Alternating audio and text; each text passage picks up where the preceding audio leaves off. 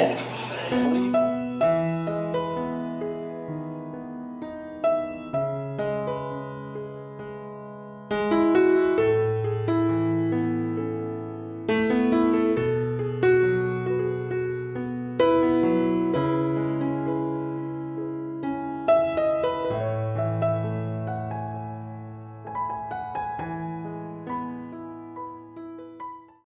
Assalamualaikum warahmatullahi wabarakatuh.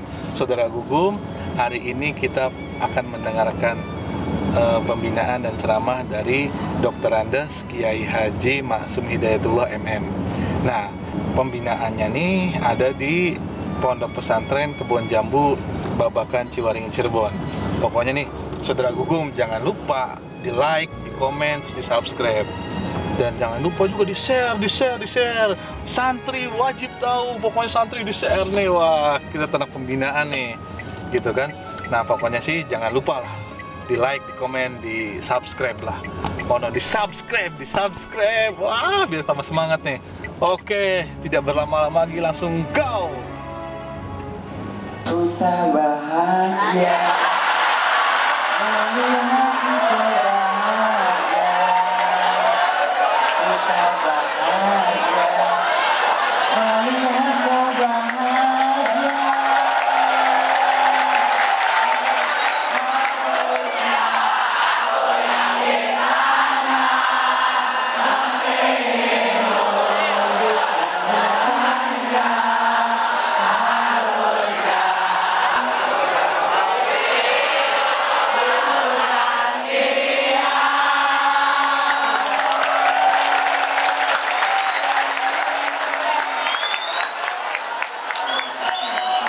Itu lagu galau. Anda sekalian yang berbahagia. Urusan cinta, urusan yang mudah. Bapaklah pakar cinta.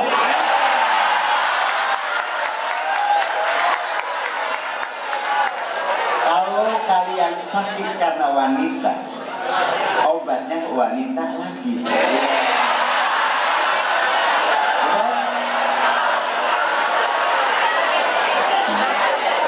Wanita itu ibarat seperti burung. Burung yang memang burung itu harus kita pelihara dengan baik.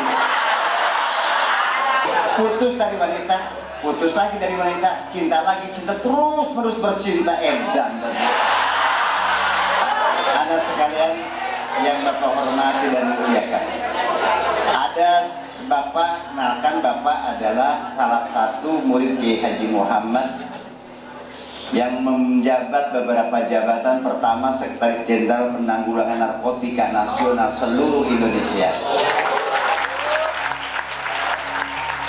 Bapak adalah Ketua Forum Perlindungan Advokasi Sosial Korban Penyalahgunaan Narkoba Jawa Barat. Bapak adalah PM2P, Ketua Perkumpulan Masyarakat Peduli Perbatasan di seluruh Indonesia. Dan satu lagi, Bapak adalah World Peace Committee, Komite Perdamaian Dunia.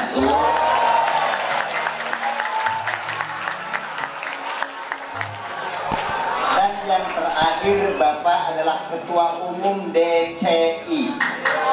Apa? Dukun Cinta Indonesia.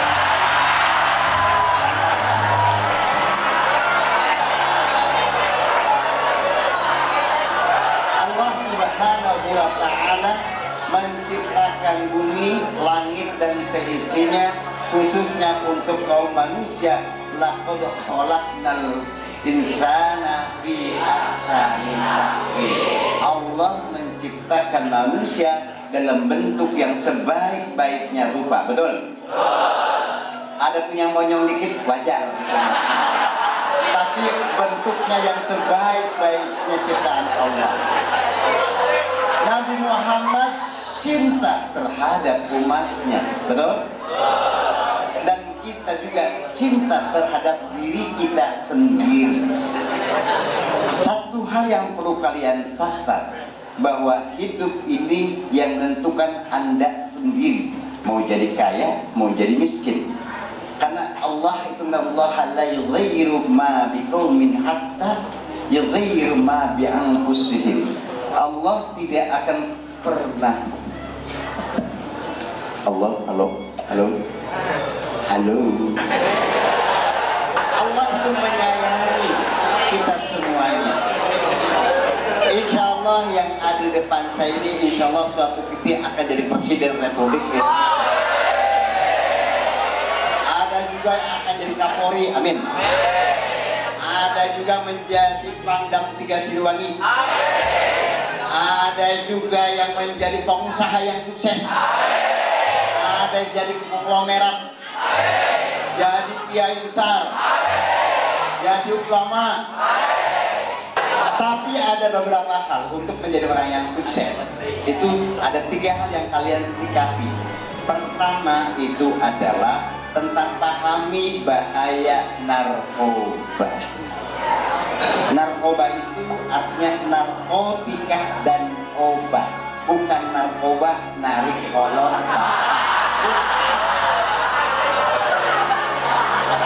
Narkoba itu adalah narkotika diperlukan untuk rumah sakit. Narkoba itu namanya penyalahgunaan narkoba. Contoh trihead. Trihead itu dijual di mana-mana. Dextro trihead murah 20.000 dapat 30 biji. Itu obat flu-nya anjing. Kirik loh, bakal kirik mabok kering di pai trihead. Dan trihead itu obat anjing. Kenapa diminum? Jadi narkoba itu penyalahgunaan narkoba. Contoh BK itu mengobati untuk orang gila alias edan. Betul. Jadi kalau orang minum BK jadi edan. Betul. Siapa yang edan? Bukan itu. Ada trihead, ada BK, Valium, Magnesium, Paracetamol, ada juga yang namanya pukau, sabu-sabu, heroin, morfin, irek, nasokinnya.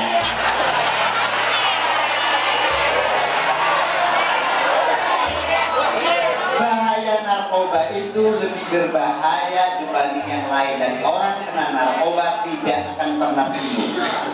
Tidak ada orang sembuh. Orang yang mengkonsumsi narkoba ada 3 keuntungan. Keuntungan pertama, jeprut alias edan mendadak. Jadi orang narkoba dijamin edan.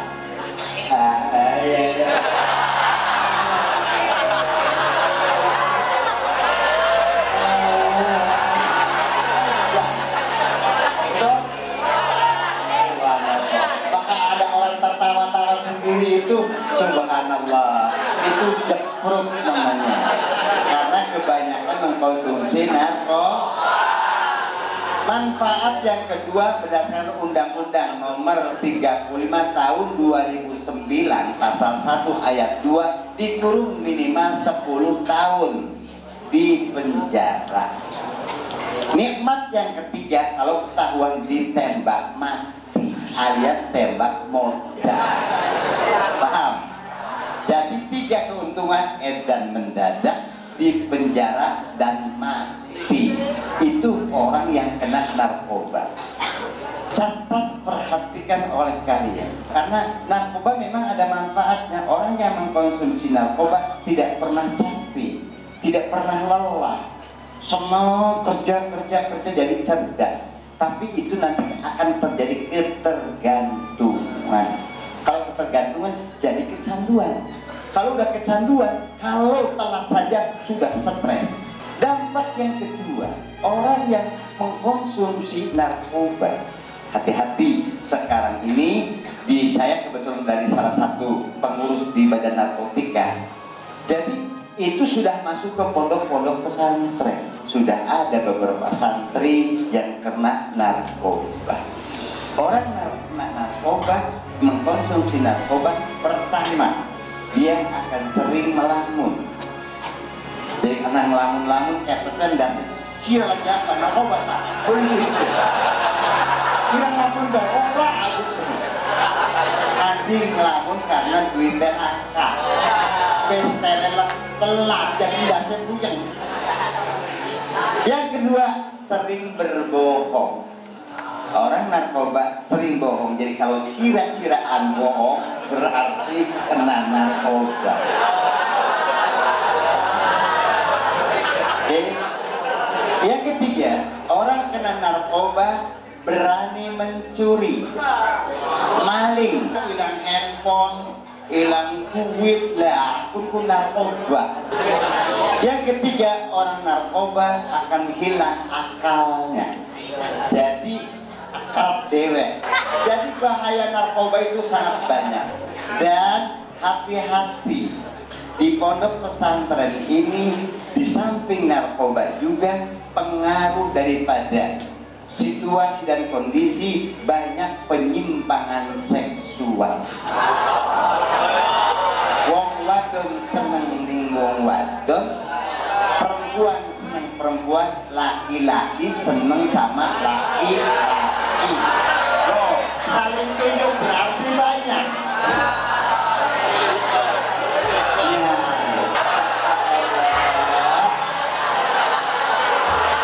Jadi anak-anak itu akhirnya apa? Senang sama laki-laki dan ini berbahaya. Ya, jadi penyimpangan seksual ini terjadi akibat narkoba. Banyak laki-laki yang senang sama laki-laki, perempuan senang sama perempuan. Itu menjadi kaumnya Nabi Allah Lut alaihi salam. Jadi bagaimana caranya supaya kamu mengatasi? Pertama, gaulan. Kalau ada anak yang sudah menyimpang, segera laporkan ke kiai, ke pengurus pondok pesantren bahwa itu ada orang yang tidak normal. Banyak. Karena banyak laki-laki juga banyak perempuan yang tidak normal. Mudah-mudahan di pondok pesantren kita ini semuanya sehat-sehat saja. Amin. Terkadang di malam hari kamu ini kebingungan sendiri, mau tidur nggak bisa tidur, apalagi hati kamu dalam keadaan galau, kamu sudah ditinggalkan sama cinta kamu, si ayahnya sudah pindah ke lain hati, maka di malam hari kamu tenang. Malam ini ku sendiri.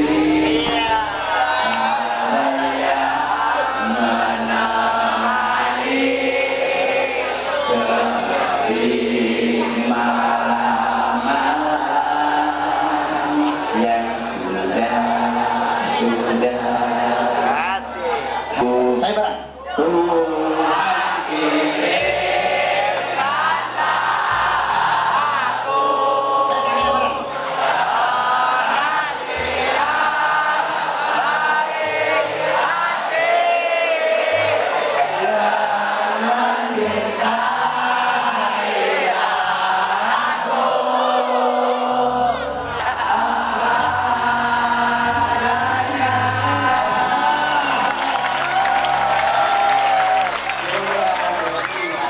Anak-anak sekalian yang berbahagia, bahwa kita ini hidup perlu normal.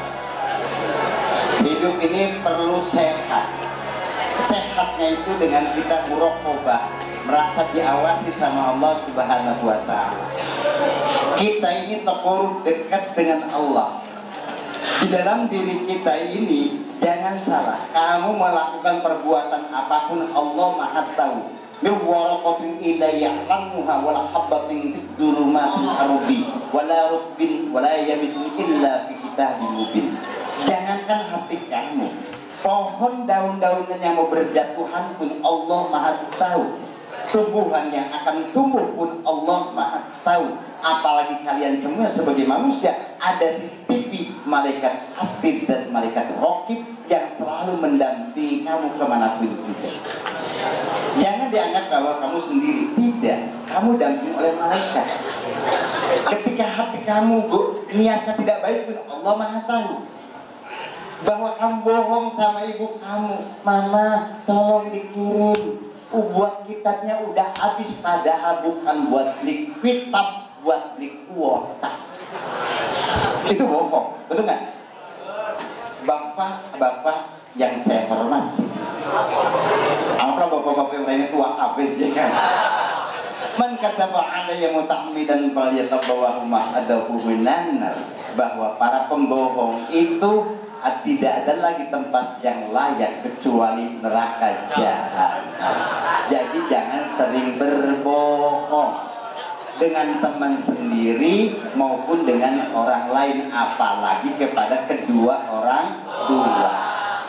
Paham? Pertanyaan saya, adakah di antara kalian yang sering berbohong terhadap orang tua?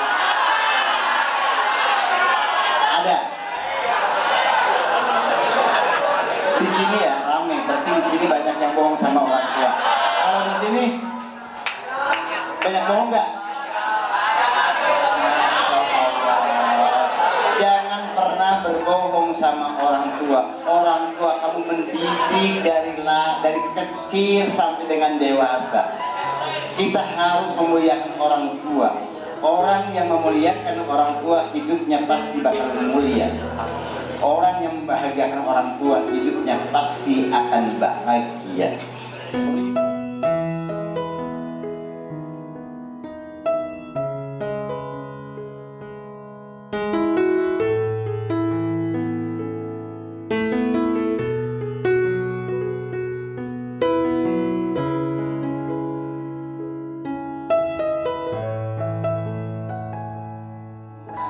Itu perjuangan orang tua kamu. Masya Allah, anak kamu gorol atau yang gebok kanggo sirah itu edan, anak kamu becak kamu irah. Masya Allah, anak kamu tenet ngojek kamu irah.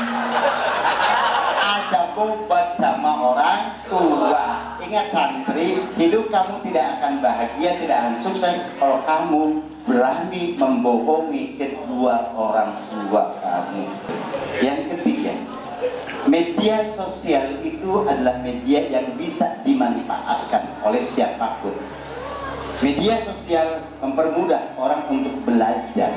Itu media sosial. Dengan media sosial, kamu bisa baca kitab kuning dengan handphone.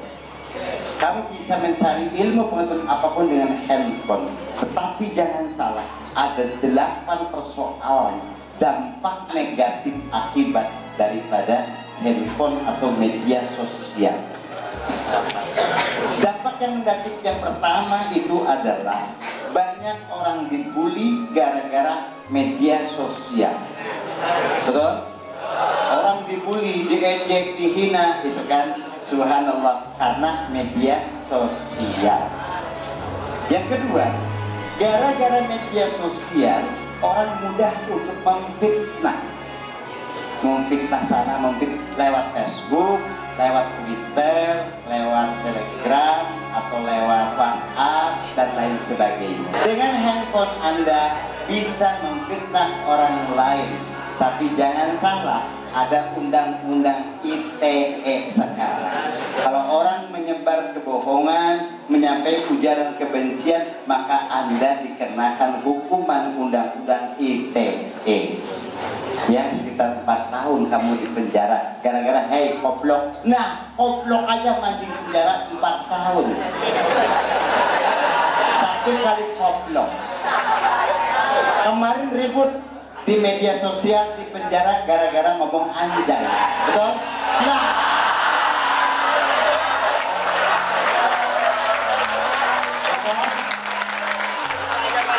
betul? Coba kamu tuangkan di handphone. Subhanallah, ini bisa berbahaya gara-gara handphone. Gara-gara handphone kamu akan menjadi orang yang rabun ayam. Karena apa? Main on game online.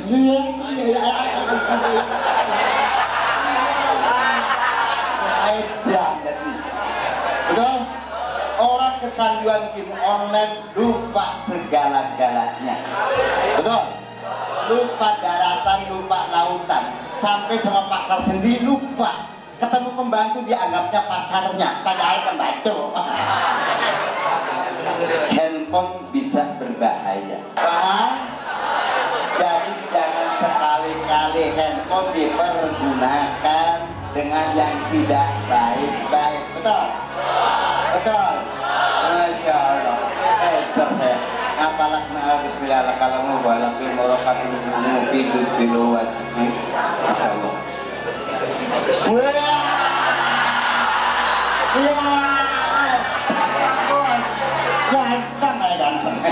Ganteng. Cantik. Nah, sekarang ini lagi trending. Banyak orang yang menjadi teroris di mana-mana dan terutama adalah orang-orang yang jebolan pondok pesantren. Ini berbahaya.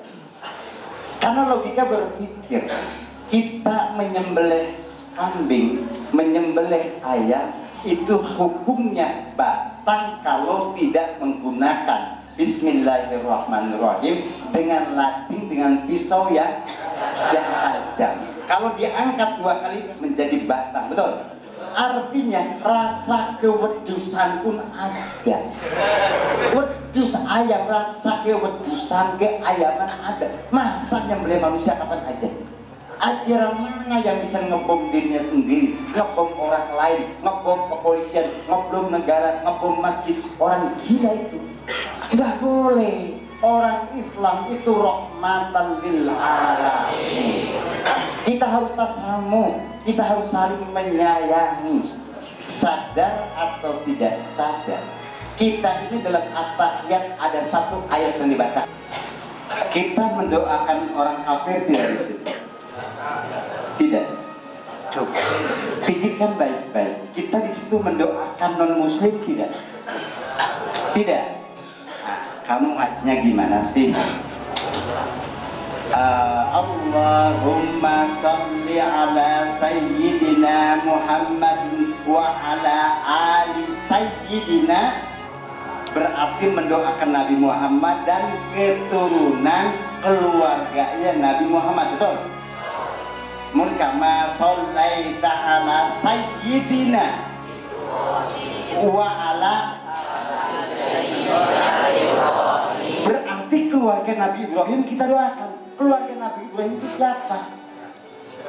Dari Siti Hajar melahirkan Nabi Allah Ismail alaihi salam, jadilah Muhammad, betul? Dari Siti Sarah, istri yang kedua, melahirkan Nabi Allah Isa, Nabi Allah Yakub, Nabi Allah Musa, Nabi Allah Isa. Berarti wa ala alihi. Sadar atau tidak sadar? Makanya nggak perlu membenci berlebihan kepada non-muslim, karena kita mendoakan sehari itu 9 kali. Kama shallaita ala sayyidina Ibrahim wa ala ali sayyidina, berarti keluarga Ibrahim, betul? Di situ kan tidak ada nas khusus keluarga Ismail, tidak, seluruhnya wa ala ali sayyidina Ibrahim, berarti keluarga Nabi Ibrahim termasuk Musa yang punya Taurat alias yang punya Yahudi. Dan kemudian wa Nasara itu ada Ismail, ada namanya Sayyidina Isa alaihi salam. Itu keluarga Nabi Ibrahim. Kita doakan, betul? Karena soal nanti di yaumul jannah, yaumul akhir itu urusan Allah Subhanahu wa taala. Jadi kalau ada sekarang hajar Kristen, hajar Yahudi, yang dihajar apa? Dok, kita mendoakan sehari semalam tidak sadar 9 kali. Itu tasamu, toleransi dalam beragama itu penting. Kita benci Cina karena urusan pilpres. Cina, hajar Cina. Betul kalau Cina yang bawa narkoba, tapi sadar tidak sadar Islam dibawa oleh orang Cina ke Indonesia. Yaitu siapa? Laksamana Cengho. Dialah yang membawa Islam. Loh, kenapa? Karena zaman siapa namanya itu Waraqah bin Naufal itu adalah salah satu sahabat yang mengislamkan di Cina. Cina itu adalah salah satu peradaban Islam tertua. Makanya ada hadis utlubul ilma walau, carilah ilmu walaupun ke negeri Cina. Di sana ada sahabat yang membawa Islam itu orang Cina. Kita harus memilah Cina yang mana yang harus kita benci. Jangan semua orang Cina. Laksamana Cheng Ho itu orang membawa Islam. Akhirnya mengislamkan siapa? Mengislamkan Ki Geden Tapa. Ki Geden Tapa itu siapa? Raja Singapura. Nama Islamnya siapa? Sarif Hasan. Bapaknya siapa? Bapaknya Subang Larang. Subang Larang istrinya siapa? Istrinya Prabu Siliwangi. Prabu Siliwangi Islam apa Hindu? Islam. Kenapa? Karena sebelum menikahi Subang Larang, permintaan dari Syekh Kuro meminta kepada Prabu Siliwangi, nikahi ini anak Subang Larang karena dia hafal Quran dengan satu syarat, minta mas kawin bintang kerpi. Apa bintang kerpi? Kesaktian Prabu Siliwangi sangat luar biasa. Sri Maharaja Sri Baduga Prabu Siliwangi Jaya Dewata itu sangat luar biasa, mengalahkan siapapun. Tapi mencari bintang kerti nggak bisa. Akhirnya suatu ketika dia melihat bintang kerti di atas, dia kejar sampai tanah suci Mekah, ternyata tasbih. Setelah menjalani tidak bisa. Padahal dia mengangkat pohon yang begitu besar dengan mudah, mengangkat bangunan begitu mudah hanya dengan kaki saja, tapi mengangkat tasbih tidak bisa. Akhirnya ada Syekh Ali berkata, kamu tidak bisa mengangkat ini kecuali baca syahadat terlebih dahulu.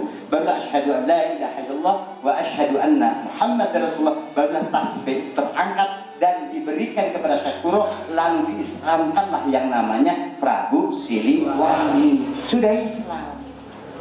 Nikah dengan Subang Larang, melahirkan anak yang bernama Walang Sungsang. Nah, kalian ini masih keluarga Walang Sungsang karena kelihatan mukanya kayak walang keke.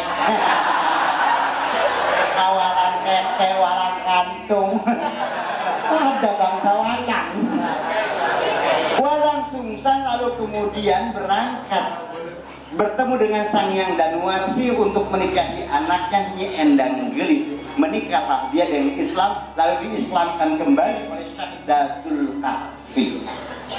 Diislamkan berganti nama Syekh Somadullah. Setelah ganti Syekh Somadullah, dia membuat sebuah tempat kecirebonan atau pedukuhan berganti Pangeran Cakrabumi. Berangkat haji jadi Syekh Bayan Nila, lalu kemudian kalau semakin besar kepuasan menjadi Pangeran Cakrabuana. Setelah itu berangkat haji lagi berganti nama Syekh Bayan Nila, dan lalu kemudian dari Mbah Kusangkan Cirebon. Mbah Kusangkan Cirebon itu adalah Walang Sungsang, sedulur Karosira bangsa Walang. Walang Sungsang itu adalah raja Islam pertama yang mengislamkan tanah Jawa. Itu adalah namanya Walang Sungsang atau Mbah Kusangkan. Punya adik Nyimas Ratu Larasantang, dinikahi oleh Syarif Abdullah.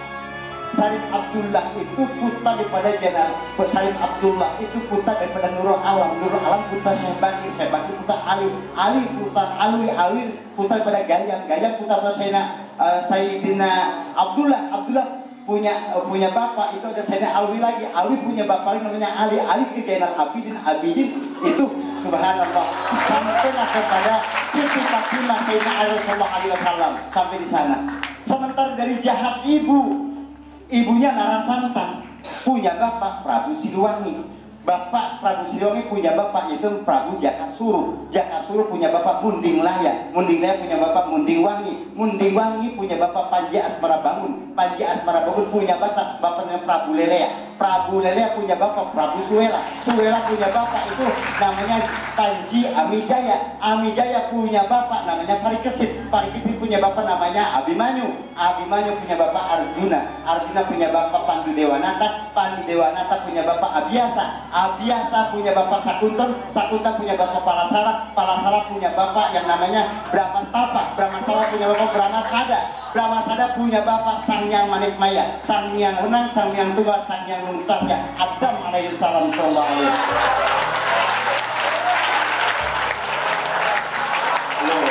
Inilah otak menggunakan RAM 4. RAM-nya 4 dan 38 giga. Begitu. Lalu kemudian Syarif Hidayatullah lahir di Mesir. Lahir lagi anak adiknya Syarifullah. Syarifullah suruh pegang kerajaan Mesir. Mesir itu adiknya Cirebon. Makanya orang Mesir hormat sama orang Cirebon karena kerajaan Mesir adalah kerajaan adiknya daripada Syarif Hidayatullah. Lalu kemudian dia berangkat menuju ke Tiongkok. Di Tiongkok itu sangat luar biasa. sakti mandraguna sangat hebat dan luar biasa. Lalu yang namanya Sarfidatullah dipanggil oleh Raja Ming, hei Ming, hei Sarfidatullah, lihat anak saya namanya Ong Tinio. Ong Tinio ini lihat dalam perutnya itu laki-laki atau perempuan. Padahal Ong Tinio belum punya suami. Dia simpen bokor kuningan, disimpan pakai tapi atau samping, pakai kelihatan orang hamil. Syarif Hidayatullah mengatakan bahwa itu adalah anaknya laki-laki. Sekali lagi Syarif, kamu kan bisa terawang, orang sakti, lihat perut anak saya, laki-laki Pak Gusti, laki-laki perempuan, laki-laki Raja Ming, diusirlah, kamu pembohong. Seketika dalam perjalanan, ini yang namanya bokor kuningan hilang jadi anak. Subhanallah saksinya. Akhirnya ada 9 kapal itu dengan keramik berapa mangkok dikirim agar yang namanya Syarif Hidayatullah mau menikahi anaknya Ong Tinio. Singkat cerita sampai ke Cirebon, Ong Tinio dititipkan di namanya Prabu Luragung Jaya, mobil jin. Itu dulu namanya Prabu Luragung. Lahirlah anak Pangeran Kuningan. Pangeran Kuningan sakti mandraguna, tak bisa dibunuh oleh siapapun. Di langit dia bisa hidup, di darat bisa hidup, di laut dia bisa hidup. Kehebatan Pangeran Kuningan. Diperintahkan oleh bapaknya untuk menumpas perut bisa berganti nama Pangeran Jayakarta. Lalu kemudian dia berganti nama Raden Jakarta. Jakarta itu adalah nama anak Sunan Gunung Jati. Kan? Makanya di Jakarta ada daerah namanya daerah Kuningan. Jadi, kalau orang membenci Cina, ya jangan semuanya Cina orang nggak benar dong. Tidak semua orang Cina nggak benar, banyak juga yang benar. Buktinya Islam oleh Laksamana Ceko. Dan perlu Anda catat, 9 wali itu 7 walinya keturunan Cina. 9 wali, Sunan Giri, Sunan Bonang, Sunan Abdul Fatah, Sunan Kudus, itu 9 wali itu turunan Chinese. Yang bukan hanya Sunan Gunung Jati sama Syekh Maulana Maktum, itu bukan orang Cina. Yang lainnya Cina semua, termasuk Sunan Kalijaga, nama aslinya adalah Lokacaya. Nah, subhanallah. Jadi artinya wa ala alihi Ibrahim, bahwa kita mendoakan siapapun yang penting manusia. Paham? Media sosial ini berbahaya. Kenapa? Bisa kita masuk kelompok mereka, menjadi pengantin, menjadi bom. Masya Allah, urip ngebom, bunuh diri, nggak bener itu. Betul nggak? Masya Allah. Jadi itu yang perlu kamu pahami, kamu dalami, bahwa tidak semua orang Cina itu enggak benar. Karena sejarah Islam itu dibawa sama Laksamana Ceko. Begitupun Lara Santang kembali ke tanah Jawa, dan kemudian yang namanya Syarif Hidayatullah menikahi anak Sri Mangana Prabu. Halo, Sri Mangana Prabu yang Prabu Sangkan, namanya adalah Nyimas Ratu Pakungwati. Sebelum pernikahan, lalu kemudian Nyimas Ratu Pakungwati mengatakan, nikahi saya, hei Syarif Hidayatullah, sebagai ganti ayah Anda menjadi Sunan Cirebon. Satu syarat, bikinkan saya masjid dalam 1 hari 1 malam. Sadina Sawengi kudu jadi. Akhirnya Sunan Kalijaga sebagai wali kutub, Sunan Gunung Jati sebagai wali kutub, sebagai Sultanul Auliya, rajanya, ketuanya para wali, mengundang seluruh wali Sanga dari Sunan Giri, Sunan Bonang, kemudian Sunan Kudusnya, termasuk salah satu di antaranya adalah Syekh Siti Jenar dia hadirkan. Ini bagaimana caranya untuk mengislah, untuk bisa membuat masjid ini. Akhirnya sepakat 9 wali membuat masjid dalam 1 hari 1 malam. Sampai Ka'bahnya pun ingin melihat bahwa ini arah kiblat benar atau tidak. Sunan Kalijaga tangan kirinya pegang memotong Masjid Agung Sang Cipta Rasa, tangan kanannya sampai mendekati ke Baitullah, ke Ka'bah. Subhanallah, tangannya tuh dari sini sampai ke Ka'bah. Masya Allah, luar biasa. Allahu Akbar. akbar. Hadanallahu wa iyyakum. Akhirnya pernikahan tersebut menikahlah dengan Nyimas Satu Pakunuwati dan jadilah sultan yang kedua setelah Sri Mangana Kusangkan diganti oleh Sunan Gunung Jati. Nah, lalu kemudian adiknya itu adalah adiknya itu yang bernama Larasantang. Ada satu lagi namanya Kiai Santang atau Sunan Godok adalah anak terakhir yang sangat sakti dari istri Nyimas Ratu Subanglarang. Kalau dari Nyimas Ratu Sindang Kasih, dia Ambek Kasih di Majalengka tidak punya anak. Tapi dari Nyimas Ratu Kentring Manikmayang Sunda punya anak yaitu Prabu Surawisesa. Luar biasa. Prabu Siliwangi istrinya ada 151. Wow.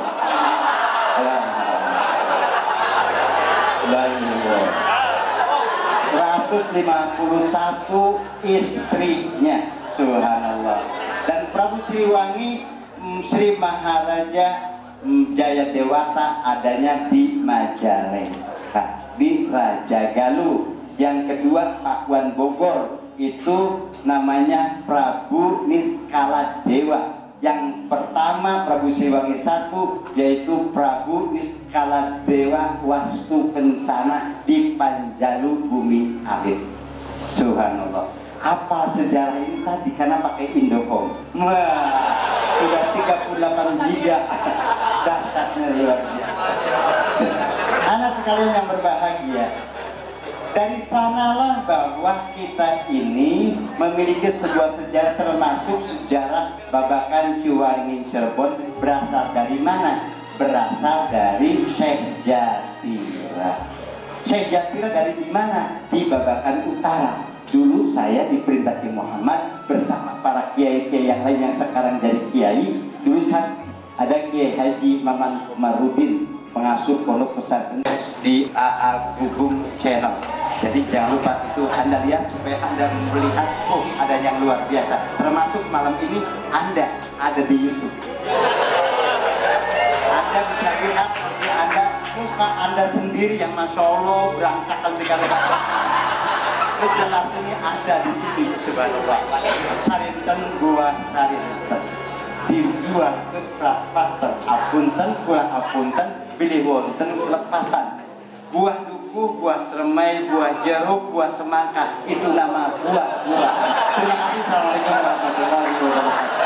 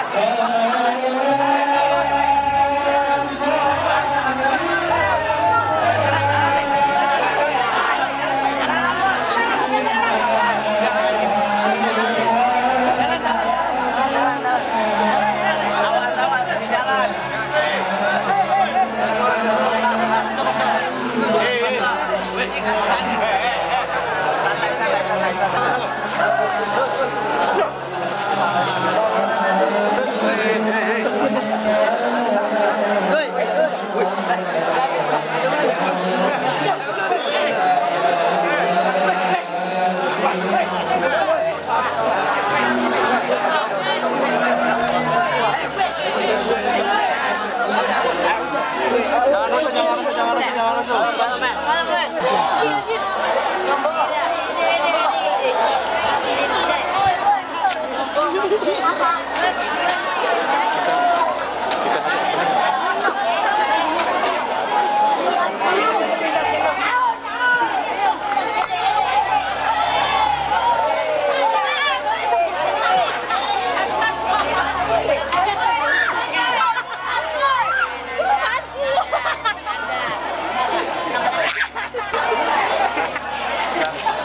Assalamualaikum warahmatullahi wabarakatuh.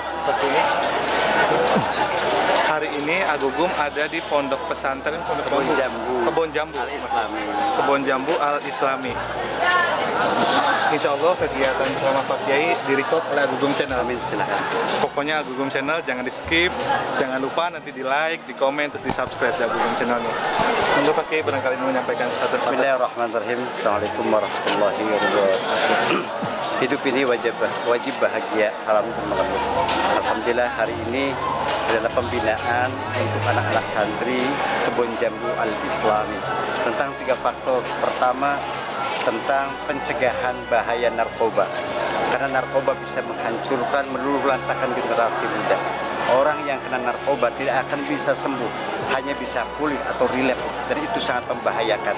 Maka insya Allah santri Jambu mereka akan menjadi pegiat, menjadi orang-orang yang bisa mendobrak kepada kezaliman para pengedar-pengedar narkoba. Amin. Yang kedua, insya Allah bahwa anak-anak Jambu Al-Islami ini adalah orang-orang yang taat terhadap agama. Dia akan mempertahankan NKRI karena NKRI lahir dari tangan para alim ulama. Dan yang ketiga, kita berharap bahwa media sosial ini tidak membawa dampak yang negatif. Karena dengan media sosial ini banyak orang terpapar, teroris, terpapar dengan paham-paham yang tidak islami. Insya Allah di pondok-pondok pesantren kami tidak akan terjadi seperti itu lagi. Kami mohon doa, dukungan dari semua pihak. Insya Allah santri kami tidak kurang ada 1.500 di Babakan Ciwaringin ini akan bersama-sama untuk khidmat terhadap ulama, mempertahankan NKRI, dan akan menjadi orang yang soleh dan solehah. Terima kasih. Assalamualaikum warahmatullahi wabarakatuh. Sallallahu alaihi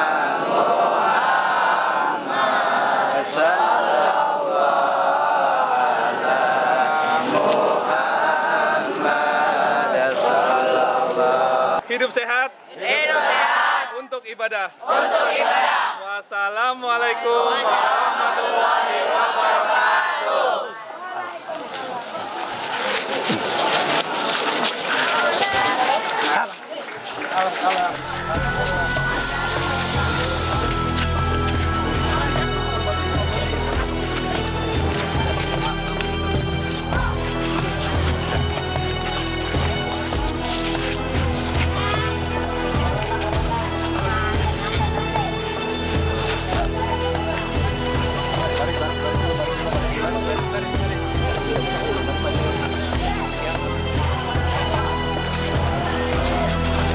wabarakatuh.